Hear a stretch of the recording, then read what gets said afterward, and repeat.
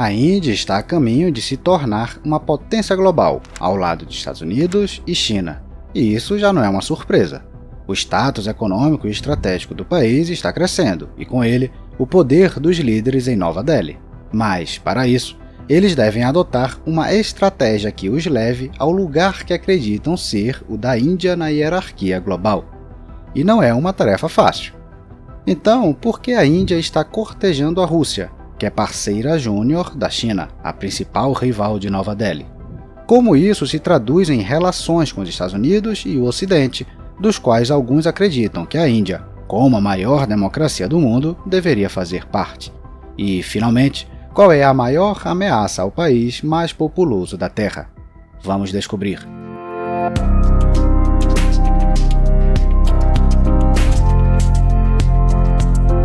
Não esqueça de curtir e se inscrever no canal. Agora você também pode ser um apoiador. As formas de apoio encontram-se na descrição.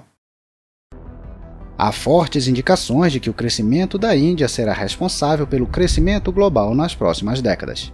Shita Aya, economista para a Ásia na Morgan Stanley, prevê que a economia indiana representará 1/5 do crescimento global na próxima década. Falamos sobre a ascensão da Índia anteriormente aqui no canal. A probabilidade de a Índia ter uma ascensão significativa no cenário internacional é alta. O país deve se tornar a terceira maior economia do mundo em poucos anos e tem potencial para diminuir a distância para a China e os Estados Unidos nas próximas décadas. Só isso já é motivo suficiente para falarmos mais sobre a Índia e acompanharmos a política de Nova Delhi. Ainda mais porque, como costuma acontecer com um país tão grande e heterogêneo, este é um caso único. O tamanho da Índia sempre foi substancial, mas só recentemente seus recursos permitiram que os líderes de Nova Delhi agissem com mais ousadia no cenário internacional. Antes disso, o potencial demográfico simplesmente não correspondia ao econômico.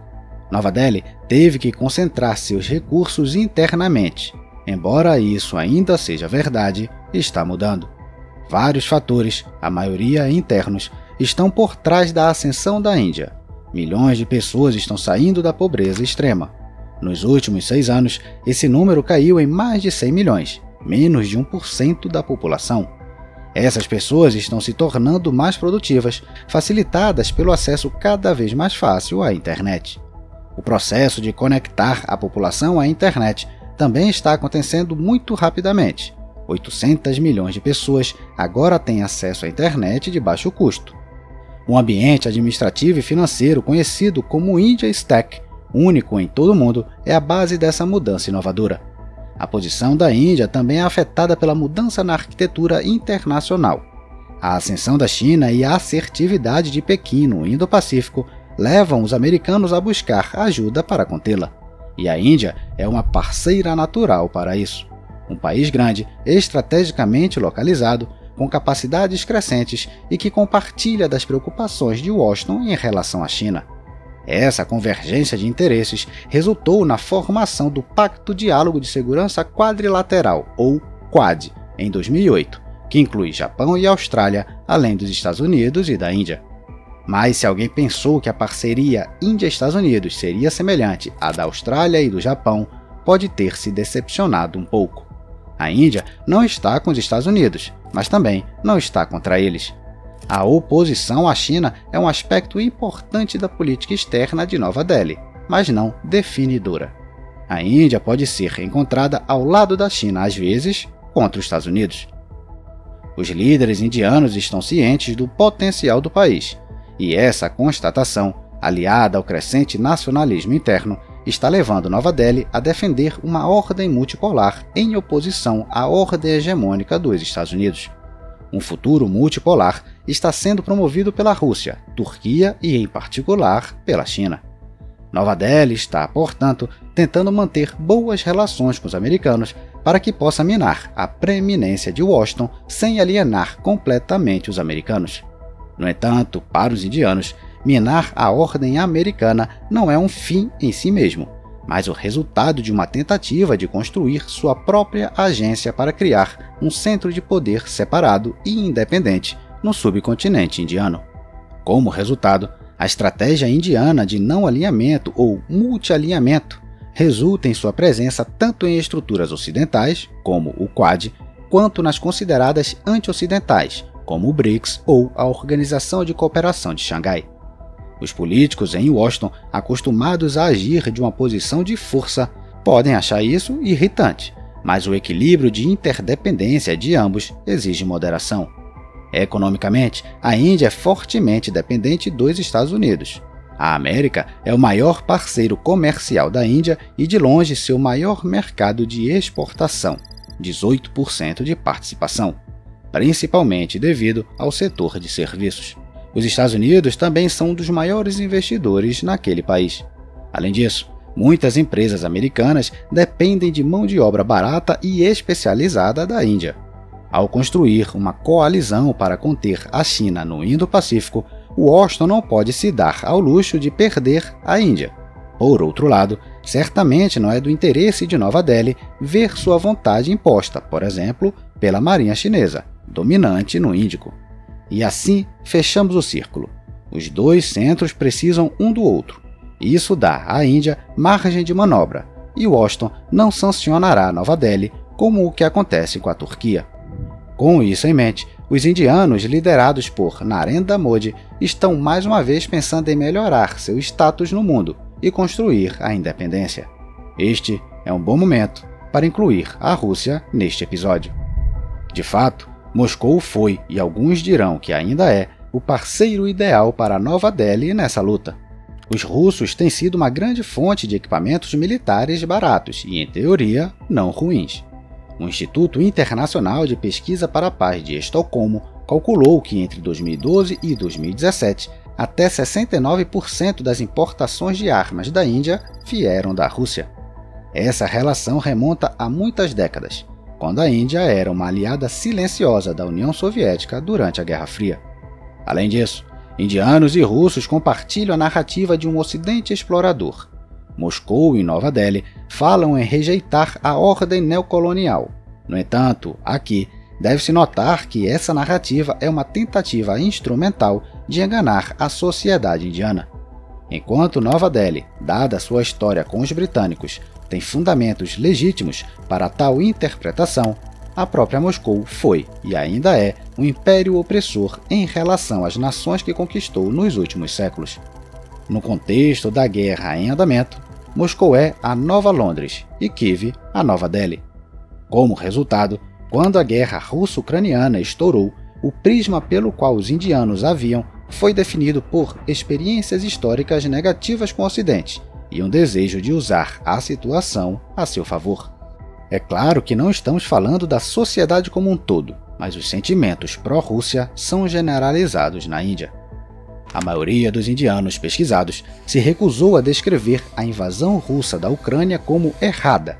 Uma pesquisa de setembro de 2022, com mais de 1.000 indianos, descobriu que eles culpam a invasão russa da Ucrânia tanto no Ocidente quanto na Rússia.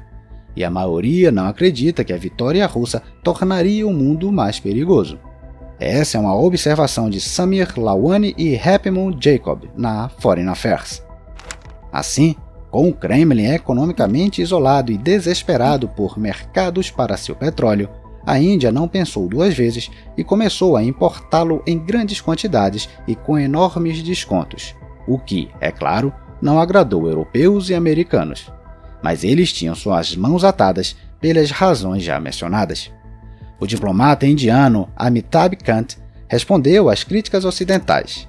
Kant disse: a Europa não pode paralisar o desenvolvimento, a luta contra a pobreza, a dívida global, ou seja, todas as questões de desenvolvimento em todo o mundo. Pode esta guerra paralisar o mundo inteiro?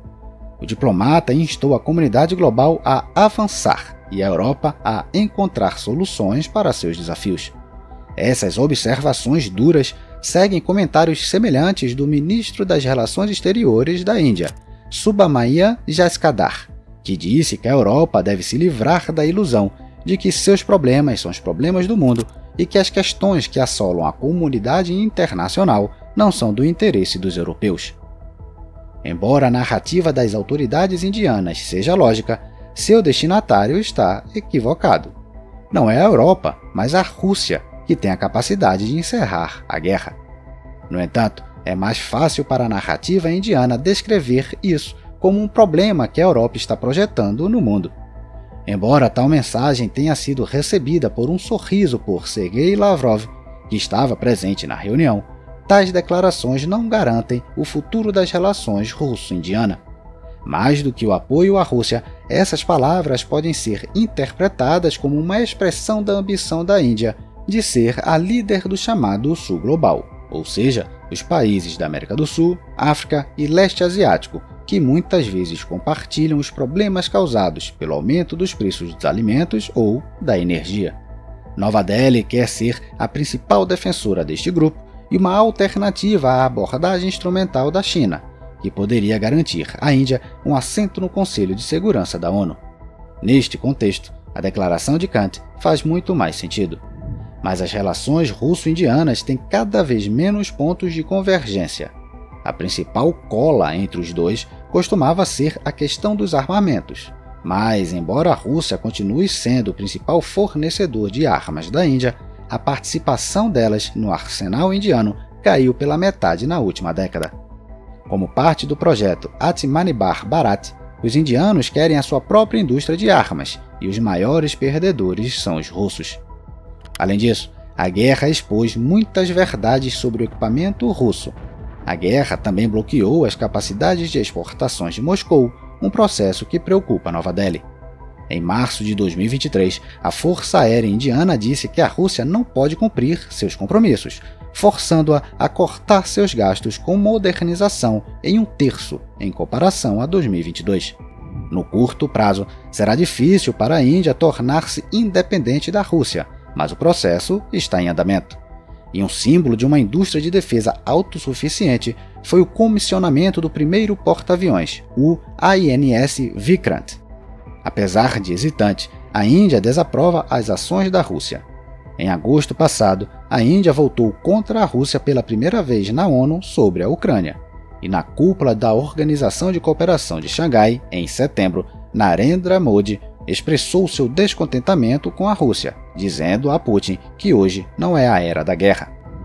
Há outra questão, talvez a mais importante, na visão da Índia sobre a Rússia: a China, que é muito mais importante para a Rússia do que para a Índia. Então, por que Nova Delhi concorda com uma parceria com a Rússia, que é muito mais próxima da China, o principal rival ou mesmo inimigo da Índia? A resposta está na estratégia de múltiplo alinhamento e no compromisso de construir um mundo multipolar. Mas não só. A política da Índia em relação a Moscou permanece aberta para dar aos russos uma saída, para que não fiquem totalmente presos à China. De certa forma, a Índia está oferecendo seu potencial aos russos como um contra-argumento em suas negociações com os chineses. E isso ajuda Moscou nas negociações com Pequim e coincide com o interesse indiano em garantir que os chineses não dominem completamente os russos. Mas esta política tem seus limites. Se os indianos sentirem que, ao ficarem do lado de Moscou, estão apoiando cada vez mais Pequim, essa política poderá mudar. Para manter e estender seu domínio sobre a região, a China é forçada a responder à Índia. Uma maneira de fazer isso é desenvolvendo laços econômicos e militares estreitos com países vizinhos da Índia, como Sri Lanka, Paquistão e até mesmo o Nepal. Em segundo lugar, a China está constantemente tentando envolver a Índia, mantendo o conflito latente no Himalaia, que aumenta ocasionalmente. Assim, os indianos são obrigados a sacrificar muitos recursos para responder às provocações de Pequim. Isso é ainda mais problemático porque há outra fronteira próxima com outro rival da Índia, o Paquistão. Com isso, recursos que poderiam ser usados, por exemplo, para construir a marinha e aumentar a presença da Índia no Oceano Índico, têm que ser desviados para a luta infrutífera no Himalaia. Mesmo assim, não é a China que representa a maior ameaça à Índia, é a própria Índia. Os indianos têm uma série de trunfos a seu favor para seu crescimento. Ao analisar as causas externas que podem prejudicar esse caminho, o mais óbvio é uma hipotética guerra no Indo-Pacífico ou uma escalada do conflito no Himalaia. No entanto, é mais provável que a fonte de problemas seja encontrada no seu próprio quintal. A Índia se orgulha da sua condição de maior democracia do mundo, porém, a saúde dessa democracia é controversa. Desde que Narendra Modi e seu Partido Popular Indiano chegaram ao poder em 2014, houve uma clara mudança em direção ao nacionalismo hindu no país. De acordo com o relatório da democracia de 2020 de um instituto sueco, a Índia está prestes a perder seu status de democracia devido a uma severa redução do espaço para a mídia, a sociedade civil e a oposição. E em 2021, a Índia foi rebaixada de democracia eleitoral para autocracia eleitoral. Deve-se notar que essas tendências são particularmente preocupantes no país mais populoso e talvez mais diversificado do mundo. Até 250 milhões de pessoas na Índia não pertencem ao grupo religioso no poder, o hindu. Desse grupo, quase 200 milhões são muçulmanas, e elas são o principal alvo de ataques de radicais hindus. O BJP, Partido de Modi, chegou ao poder principalmente com os slogans de Hindutva, uma ideologia política nacionalista que proclama a superioridade cultural do hinduísmo sobre outras ideologias dentro da Índia. O movimento às vezes é descrito como fascista. Essas políticas levaram à ascensão do nacionalismo hindu, que está minando a estabilidade interna do país. Em agosto de 2019, o governo Modi revogou a autonomia constitucional do estado disputado de Jammu e Caxemira, em uma tentativa de fortalecer seu controle sobre a região. Também concedeu cidadania a indianos ilegais e outros imigrantes do Afeganistão, Bangladesh e Paquistão, de maioria muçulmana, enquanto tentava excluir os muçulmanos do Registro Nacional de Cidadãos. De acordo com alguns comentaristas, os muçulmanos na Índia estão em uma situação semelhante à dos uigures islâmicos na região de Xinjiang, na China. Confiar em Hindutva provou ser eficaz durante a disputa eleitoral de 5 anos atrás, mas depois da vitória do BJP, o partido de Modi tornou-se vítima de sua própria política, porque, em manifestações extremas, os radicais hindus estão exigindo a eliminação da minoria islâmica e o estabelecimento de Hindu-Rashtra, um estado hindu. Um exemplo de ansiedade interna foi a declaração feita pelo porta-voz do BJP, Numur Sharma, e a reação subsequente a ela. No final de maio de 2022, Sharma fez comentários depreciativos sobre o profeta Muhammad em uma entrevista na televisão. Outro funcionário do BJP, Navin Jindal, logo amplificou esses comentários no Twitter. Eles enfureceram muitos muçulmanos indianos e levaram a protestos e até tumultos. Modi teve que fazer algum controle de danos e, como resultado, Sharma foi removido de seu posto. Além disso, a Suprema Corte da Índia emitiu uma repreensão, dizendo que a língua solta de Sharma havia incendiado todo o país. A resposta dura foi necessária não apenas por causa da agitação doméstica, mas também por causa da indignação dos principais parceiros de Nova Delhi no Golfo, que emitiram protestos formais após as observações de Sharma. Deve ser lembrado que os países do Oriente Médio são absolutamente vitais para a Índia, respondendo pela grande maioria de seus suprimentos de petróleo e gás. Por outro lado, aos olhos dos ideólogos e radicais indianos, tal tratamento dado a Sharma foi um sinal de fraqueza por parte do governo central. Em suma, colocar um grupo cultural ou étnico acima de outro sempre leva ao extremismo e à consequente agitação interna. Tal abordagem deve ser a menos desejada para um país cultural e etnicamente rico como a Índia. Não há dúvida de que a Índia tem uma série de pontos fortes que apontam para um futuro muito interessante para o país. E isso acontecerá se o país não cair, primeiro, em divisões internas por linhas étnicas e culturais. O nacionalismo pode, no curto prazo, parecer uma boa ferramenta para ganhar poder e desempenhar um papel mais assertivo no mundo, mas, no longo prazo, surge como a ameaça mais significativa da Índia para si mesma.